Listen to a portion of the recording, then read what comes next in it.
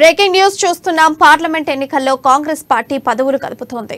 ఇక బీఆర్ఎస్ పునాదుల్ని కదిలించేలా కాంగ్రెస్ అధిష్టానం వ్యూహం రచిస్తోంది. క్షేత్రస్థాయి లీడర్లను తమ వైపు తిప్పుకునేలా పక్కా ప్రణాళికలు రచిస్తోంది కాంగ్రెస్ పార్టీ.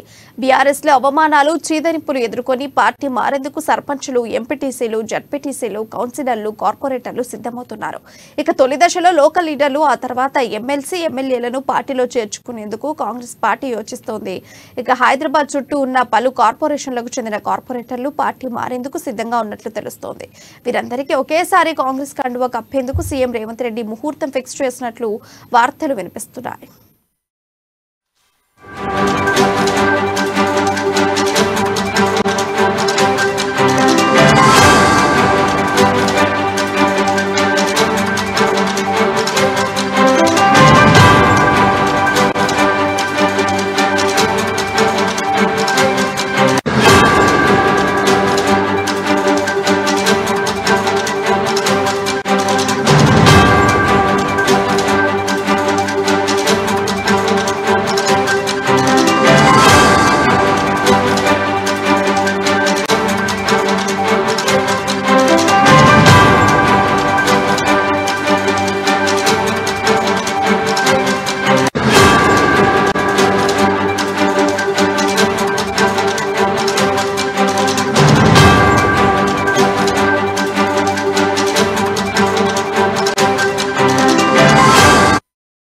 పార్లమెంట్ ఎన్నికల్లో కాంగ్రెస్ పార్టీ పదవులు కదుపుతోంది. బీఆర్ఎస్ పునాదుల్ని కదిలించేలా కాంగ్రెస్ అధిష్టానం వ్యూహం రచిస్తోంది.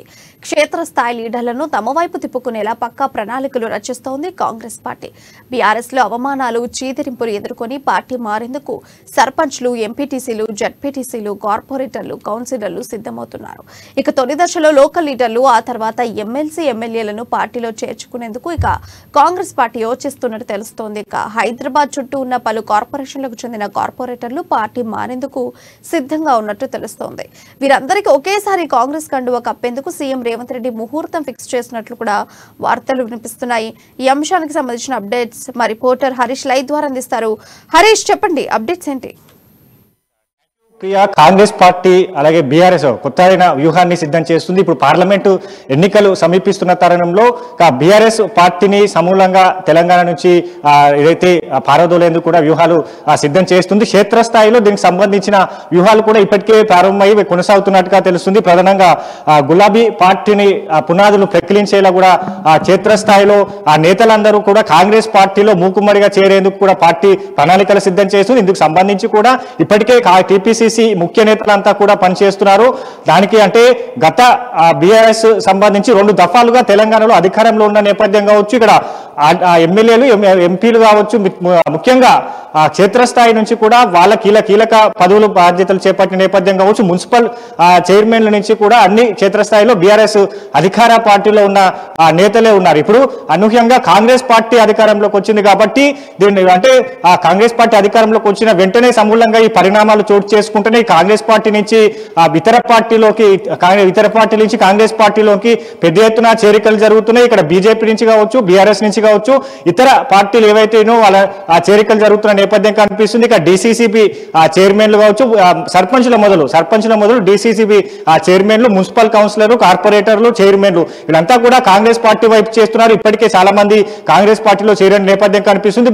ప్రధానంగా ఆదిలాబాద్ సంబంధించి కూడా పెద్ద ఎత్తున గత కొన్ని రోజులు కూడా ఏదైతే ఆదిలాబాద్ నియోజకవర్గ ఇన్ఛార్జ్ కంది శ్రీనివాసరెడ్డి ఆధ్వర్యంలో పెద్ద ఎత్తున చేరికలు జరిగాయి. ఇక డీసీసీబీ చైర్మన్ 10 మొదలు కౌన్సిలర్ కూడా కాంగ్రెస్ పార్టీలో చేరుతున్న నేపథ్యం కావచ్చు. గత కొన్ని రోజులుగా మనం చూస్తున్నాం అవిశ్వాస తీర్మానాలు ప్రవేశపెడుతున్న నేపథ్యం కనిపిస్తుంది. ఏదైతే మున్సిపల్ చైర్మన్లకు సంబంధించి ఇప్పటికే అన్ని ప్రాంతాలు ఇక్కడ పాలమూరు కావచ్చు, రంగారెడ్డి కావచ్చు, ప్రధానంగా ఈ రోజు చూసుకున్నట్టే మేడ్చల్ నియోజకవర్గానికి సంబంధించి మేర్కాల కావ్య మేయర్గా కొనసాగుతున్నారు. ఆమె పైన కూడా గతంలో అవిశ్వాస తీర్మానం ప్రవేశపెట్టారు. ఇప్పుడు కూడా మరోసారి అవిశ్వాస తీర్మానాన్ని ప్రవేశపెట్టిన కౌన్సిలర్లు వాళ్ళంతా కూడా ఏదైతే ఇతర ప్రాంతాలకు తరలి వెళ్ళినట్టుగా తెలుస్తుంది. ప్రధానంగా వీటన్నిటిని పరిణామాల వెనుక కాంగ్రెస్ పార్టీ వ్యూహం కనిపిస్తుంది. ఎందుకంటే ఇప్పటికే కాంగ్రెస్ పార్టీ అధికారంలోకి వచ్చిన వెంటనే మూకుమ్మడిగా ఇతర పార్టీలకు చెందిన నేతలంతా వస్తున్నారు. ఇప్పుడు టార్గెట్ గా ఏదైతే స్థానిక సంస్థలు క్షేత్రస్థాయి అంటే గ్రామీణ స్థాయి నుంచి కూడా రాష్ట్ర స్థాయి వరకు ఆ నేతలందరినీ కూడా కాంగ్రెస్ పార్టీలో చేర్చుకోవాలనే ఒక వ్యూహాన్ని సిద్ధం చేసింది. దాంట్లో అయితే ఇప్పుడు ప్రజెంట్ గా ఏదైతే లోకల్ లీడర్స్ ఎంపీటీసీలు జెడ్పీటీసీలు సర్పంచ్లు వీరందరినీ కూడా మూకుమ్మడిగా కూడా వాళ్ళని కలుస్తున్న ప్రయత్నాలు వాళ్ళు కూడా ఇప్పటికే బీఆర్ఎస్ 10 ఏళ్ల కాలంలో కూడా బీఆర్ఎస్ స్థానిక సంస్థలకు సంబంధించిన నిధుల విడుదల కేటాయింపులు కావచ్చు విడుదల కావచ్చు వీటన్నిటిని ఇవ్వలేకపోయిన కారణంతో ఇతర సర్పంచులు కూడా ఆత్మహత్యలు చేసుకున్న పరిస్థితి ఉంది. వాళ్ళంతా కూడా గతంలో ధర్నాలు చేసిన నిరసన తెలిపిన పరిస్థితి ఉంది. కాబట్టి వాళ్ళందరూ ఇప్పుడు కాంగ్రెస్ పార్టీ అధికార పార్టీ వైపు చూస్తున్నారు. వీళ్ళంతా కూడా మూకుమ్మడిగా కాంగ్రెస్ పార్టీలో చేరతామన్నట్టుగా కూడా ఇప్పటికే కాంగ్రెస్ పార్టీ ముఖ్య నేతలకు సూచన చేస్తున్న పరిస్థితి కనిపిస్తుంది. అయితే దీన్ని బేస్ గా చేసుకుని కాంగ్రెస్ పార్టీ ఇప్పటికే పార్లమెంట్ ఎన్నికలు సమీపిస్తున్నాయి. అయితే ముందుగా ఎమ్మెల్యేలు ఎంపీలు ఇట్లాంటి నేతల్ని చేర్చుకోవద్దనే యోచనలో ఆలోచిస్తున్నట్టుగా తెలుస్తుంది. ఎందుకంటే అధికారంలోకి వచ్చింది కాబట్టి గత బీఆర్ఎస్ ప్రభుత్వంలో ఎమ్మెల్యేల పైన కూడా అసంతృప్తి ఉంటుంది కాబట్టి ఆ నియోజకవర్గాల్లో దీని ఇంపాక్ట్ పడే అవకాశం ఉంటుంది. కాబట్టి ముందుగా వీళ్ళని పక్కన పెట్టి క్షేత్రస్థాయి లీడర్లను కాంగ్రెస్ పార్టీలో చేర్చుకుంటే అక్కడ క్షేత్రస్థాయిలో పార్టీ బలోపేతం కావచ్చు క్యాడర్ల బలోపేతం కావచ్చు పార్లమెంట్ ఎన్నికలకు సంబంధించి క్రియాశీలకంగా పనిచేసే అవకాశం ఉంటుంది. కాబట్టి ఇట్లాంటి వ్యూహాలు రచిస్తున్న నేపథ్యం కనిపిస్తుంది. దీంట్లో ప్రధానంగా అయితే హైదరాబాద్ సంబంధించి ప్రత్యేకంగా టార్గెట్ గా హైదరాబాద్ సంబంధించి కూడా వెళ్తున్న క్రమం కనిపిస్తుంది. హైదరాబాద్ సంబంధించి హైదరాబాద్ చుట్టుపక్కల ఏదైతే మున్సిపల్ కార్పొరేషన్లు ఉన్నాయో మున్సిపాలిటీలు ఉన్నాయో వాటిపైనే ప్రధానంగా ఫోకస్ చేసింది. దాంట్లో ఇప్పటికే మేడ్చల్ నియోజకవర్గానికి సంబంధించి ఇక్కడ మల్లారెడ్డి కొనసాగుతున్న నేపథ్యం ఉంది. సుధీర్ రెడ్డికి అక్కడ మల్లారెడ్డికి గతంలో కూడా ఇద్దరు ఒకే పార్టీలో ఉన్న నేపథ్యం సుధీర్ రెడ్డి కాంగ్రెస్ లోకి వచ్చిన నేపథ్యం కావచ్చు. ఇంకా సుధీర్ రెడ్డి త్రోలో కూడా ఇంకా చాలా మంది కాంగ్రెస్ పార్టీలో చేరే అవకాశాలు ఉన్నాయి. ఇప్పటికే చేరిన నేపథ్యం కనిపిస్తుంది. కాబట్టి ముందుగా మేడ్చల్ నుంచి స్టార్ట్ చేసినట్టుగా తెలుస్తుంది. ఇక వీటన్నిటి టార్గెట్ టు హైదరాబాద్ గత అసెంబ్లీ ఎన్నికల్లో ఇతర నియోజకవర్గాలను పోల్చి చూస్తే హైదరాబాద్ లో ఇబ్రహీంపట్నం నియోజకవర్గంలో కాంగ్రెస్ పార్టీ గెలుపొందింది. కాబట్టి మిగతా నియోజకవర్గంలో హైదరాబాద్ లో పార్టీ బలోపేతం కావాలి. అసలు లోక్సభ టార్గెట్ గా వెళ్తున్న క్రమంలో హైదరాబాద్ లో కాంగ్రెస్ పార్టీ స్ట్రాంగ్ గా ఉన్నదని తెలిపేందుకు ఇట్లాంటి వ్యూహాలను సిద్ధం చేస్తున్నది. కాబట్టి హైదరాబాద్ సంబంధించి మరికొన్ని రోజులు అంటే రేవంత్ రెడ్డి విదేశీ పర్యటనలో భాగంగా ఆయన ముగించుకొని వచ్చిన తర్వాతే పెద్ద ఎత్తున చేరికలు ఉండే అవకాశం కనిపిస్తుంది. మేడ్చల్ నియోజకవర్గానికి సంబంధించి ఇప్పటికే కౌన్సిలర్ అంతా కూడా ఇతర ప్రాంతాలకు తరలి వెళ్లిన పరిస్థితి కనిపిస్తుంది. అక్కడ ఏదైతే అవిశ్వాస తీర్మానం ఫలించిన వెంటనే కాంగ్రెస్ పార్టీకి చెందిన అభ్యర్థిని మేయర్ గా ఎంపిక అవుతాడు. కాబట్టి ఆయన త్రోలో పెద్ద ఎత్తున చేరికల కార్యక్రమం ఉండేందుకు కూడా సిద్ధమైంది. అయితే దీంతో పాటుగా అన్ని జిల్లాలకు సంబంధించి కూడా ఇప్పటికే అవిశ్వాస తీర్మానాలు కొనసాగుతున్న క్రమం కనిపిస్తుంది. ఆదిలాబాద్ కావచ్చు పాలమూరు కావచ్చు రంగారెడ్డి కావచ్చు ఇతర కరీంనగర్ నియోజకవర్గం కావచ్చు ఇట్లాంటి నియోజకవర్గాల్లో పెద్ద ఎత్తున ఎంపీటీసీలు జెడ్పీటీసీలు సర్పంచ్లు అంతా కూడా కాంగ్రెస్ పార్టీలో చేరేందుకు సిద్ధమయ్యారు. వీళ్ళందరితో ఒకేసారిగా ఈ పార్టీలో చేరికల కార్యక్రమాన్ని పెద్ద ఎత్తున నిర్వహించేందుకు కూడా కాంగ్రెస్ పార్టీ సిద్ధం చేస్తుంది. దానికి సంబంధించిన కార్యాచరణ సిద్ధమైపోతుంది. ఇప్పటికే క్షేత్రస్థాయిలో ముఖ్య నేతలు టీపీసీసీ ముఖ్య నేతలంతా కూడా ఆ నియోజకవర్గాలకు వెళ్తున్నారు. అక్కడ సంబంధించిన ఎంపీటీసీలు కావచ్చు సర్పంచ్లు కావచ్చు కౌన్సిలర్లు మున్సిపాలిటీలకు సంబంధించి మేయర్లు కావచ్చు కౌన్సిలర్ కావచ్చు వీళ్ళందరితో భేటీ అయ్యారు. వీళ్ళందరికి సంబంధించి కూడా పెద్ద ఎత్తున కాంగ్రెస్ పార్టీకి సంబంధించి పెద్ద ఎత్తున మరికొన్ని రోజుల్లో ఆ చేరికల కార్యక్రమం ఉండే అవకాశం అయితే ఉంది. ప్రియా అండ్ అయితే హరీష్ ఇప్పుడు చూసుకుంటే ముఖ్యంగా మేడ్చల్ నియోజకవర్గం తరపు నుంచి చూసుకుంటే 19 మంది కార్పొరేటర్లు కూడా కాంగ్రెస్ పార్టీకి రావడానికి నిశ్చయం తీసుకుంటూ తెలుస్తుంది. అంటే వీళ్ళు పార్టీ చేంజ్ అవ్వడానికి గల రీజన్స్ ఏంటి? ఖచ్చితంగా అంటే గత బీఆర్ఎస్ 2 దఫాలుగా అధికారంలో ఉన్నది కాబట్టి అంటే మున్సిపాలిటీలే కాకుండా గ్రామీణ స్థాయి గ్రామ పంచాయతీలకు సంబంధించిన నిధుల విడుదల కూడా జాప్యం జరిగింది. మనం కేంద్ర ప్రభుత్వం నుంచి వచ్చిన నిధులను ఇతర మార్గాలకు తరలించి ఇతర నిధులకు కింద కేటాయించడానికి కూడా గత బీఆర్ఎస్ ప్రభుత్వం చేసింది. దానిపైన కూడా పెద్ద ఎత్తున నిరసన సెగలు తగిలాయి. సర్పంచులకు సంబంధించి కావచ్చు మున్సిపాలిటీలకు సంబంధించి కౌన్సిలర్లు కావచ్చు కార్పొరేటర్లు కావచ్చు వీళ్ళందరూ కూడా ఆ ఏరియాలకు సంబంధించి వాళ్ళ ఏరియా పరిధిలకు సంబంధించి కూడా సొంతంగా నిధులు వెచ్చించి అభివృద్ధి కార్యక్రమాలు చేశారు. కాబట్టి వాళ్ళు అప్పు తెచ్చుకున్న పరిస్థితి కనిపించింది. గతంలో కూడా పలు సిచ్యువేషన్స్ కూడా చూసాం. కొంతమంది సూసైడ్ చేసుకునే నేపథ్యం ఉంది. కొంతమంది ప్రగతి భవన్ వద్ద కూడా వచ్చి నిరసన తెలిపిన పరిస్థితి ఉంది. అధికార బీఆర్ఎస్ పార్టీ ఏదైతే మీటింగ్ ఏర్పాటు చేశారో అక్కడ కూడా ప్రధానంగా పలు ఆ స్టేజీల పైన కూడా నిరసన వ్యక్తం చేసిన పరిస్థితి ఉంది. అంటే ఇట్లాంటి నిధుల కేటాయింపులో జాప్యం జరిగింది. వాళ్ళకు సంబంధించిన అప్పుల్లో కూరుకుపోయారు.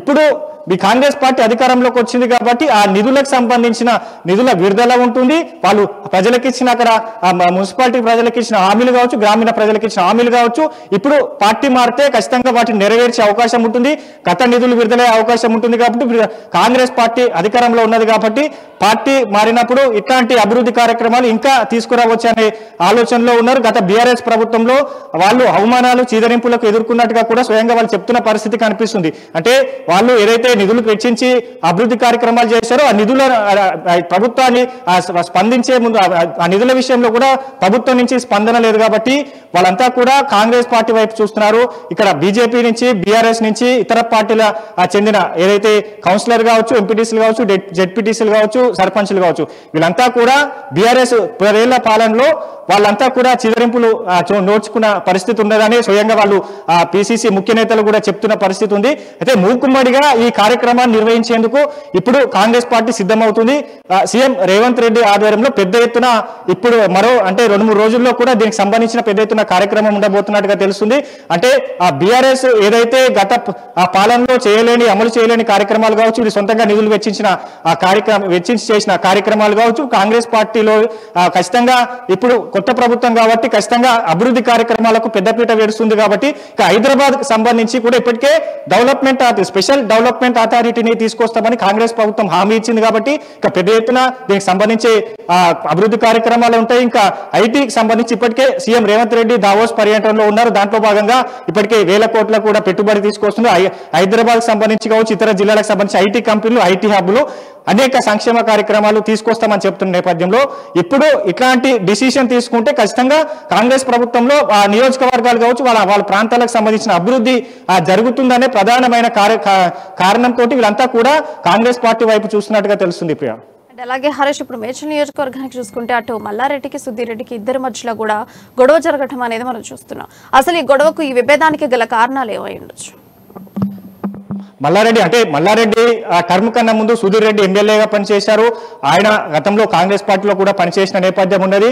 మల్లారెడ్డి సంబంధించి కూడా ఆయన 10 ఏళ్లుగా కూడా అధికారంలో ఉన్న నేపథ్యం, మంత్రిగా పనిచేశారు. ప్రధానంగా జవహర్ నగర్ ఏరియా లాంటి ఏరియాలు ఉన్నాయి. అలాంటి వాటిలో కూడా డంపింగ్ యార్డ్ ఉన్న నేపథ్యం కావచ్చు, అక్కడ ఆ పరిస్థితి కూడా అధ్వాన స్థితిలో ఉంటుంది. అంటే అక్కడ సంబంధించి కూడా ఇప్పటికే అభివృద్ధి కార్యక్రమాలకు సంబంధించి కూడా క్షేత్రస్థాయిలో అమలుకు నోచుకోలేదు. ఏదైతే అక్కడ ఇళ్ల స్థలాలకు సంబంధించి కూడా నోటరీ విధానం కొనసాగుతుంది. దీన్ని రద్దు చేసి ప్రభుత్వ ఏదైతే రిజిస్టర్ ల్యాండ్ గా కూడా ప్రకటిస్తామని అక్కడి ప్రజలకు 2 దఫాలుగా హామీ ఇచ్చి విస్మయం గురి చేశారు. దానిపైన కూడా సుధీర్ రెడ్డి ఏదైతే దానికి సంబంధించి కూడా ఆయన ప్రజలకు కూడా అండగా నిలుస్తూ వస్తున్న నేపథ్యం కనిపిస్తుంది. అలాగే ఏదైతే సుధీర్ రెడ్డికి సంబంధించిన కూడా వాళ్ళు అంచనా గణనాన్ని మల్లారెడ్డికి సంబంధించిన అంశాల్లో పోటాపోటీగా వాళ్ళు ఏదైతే ఇతర కార్యక్రమాలకు సంబంధించి కూడా వాళ్ళు విభేదాలు తలెత్తున్నట్టుగా తెలుస్తున్న నేపథ్యం కనిపిస్తుంది. ఇక సుధీర్ రెడ్డి త్రూలో కూడా చాలా పెద్ద ఎత్తున చేరికలు ఉన్న నేపథ్యం అయితే కనిపిస్తుంది. అయితే మల్లారెడ్డి సంబంధించి కూడా పెద్ద ఎత్తున మేడ్చల్ నియోజకవర్గాలకు సంబంధించి పెద్ద ఎత్తున భూకుంభకం అంటే ప్రభుత్వ స్థలాలను కూడా కాజేశారని ప్రధానమైన ఆరోపణలు, డిమాండ్ సుధీర్ రెడ్డి వర్గం నుంచి వస్తున్నాయి. కాబట్టి ఇద్దరి మధ్య కూడా భూతగాదాలకు సంబంధించిన ప్రభుత్వ భూమికి సంబంధించిన లావాదేవీలు కావచ్చు, ప్రభుత్వం మల్లారెడ్డి ఏదైతే ఆక్యుపై చేసిన ప్రభుత్వ ల్యాండ్స్ కావచ్చు, ఇట్లాంటి వైపు వస్తున్నాయి. ఏదైతే ప్రజల సంక్షేమాన్ని మరిచి మల్లారెడ్డి తన సొంత ప్రయోజనాల కోసం ఏదైతే ఈ ప్రభుత్వ ఆస్తులను తెగదమ్ముతున్నాడని కూడా ఇక్కడ సుధీర్ రెడ్డి వర్గీయులు కావచ్చు, కాంగ్రెస్ పార్టీ ప్రధానంగా నేతలు కూడా అక్కడ ఆరోపిస్తున్న పరిస్థితి ఉంది. కాబట్టి వీరిద్దరి మధ్య విభేదాలు తలెత్తాయి. దీంట్లో భాగంగానే మెజార్టీగా మేడ్చల్ ఏదైతే జవహర్ నగర్ మున్సిపాలిటీలోని ఏదైతే కౌన్సిలర్కి సంబంధించి కూడా కాంగ్రెస్ పార్టీ నుంచే ఉన్నారు, ఇతర పార్టీ నుంచి కూడా కౌన్సిలర్లు ఉన్న నేపథ్యం అయితే ఉన్నది. కాబట్టి వీళ్ళంతా కూడా అవిశ్వాస తీర్మానం గతంలో ప్రవేశపెట్టారు. అక్కడ నిధులకు సంబంధించి ప్రధానంగా ఇదే అంశం అయితే మేయర్గా మేకల కావ్య కొనసాగుతూ వస్తున్నారు. ఆమె గతంలో ఇట్లాంటి సంక్షేమ కార్యక్రమాల నిధుల కేటాయింపులో మొండి చేయి చూపించింది. అధికార బీఆర్ఎస్ పార్టీ సంబంధించిన కార్పొరేటర్లకే నిధులు కేటాయించిన పైన కూడా ఆరోపణలు వచ్చాయి. అవిశ్వాస తీర్మానం పెట్టారు. అప్పుడు కూడా బుజ్జగించే ప్రయత్నాలు చేశారు. ఇప్పుడు మరోమారు తెర మీదకి వచ్చింది.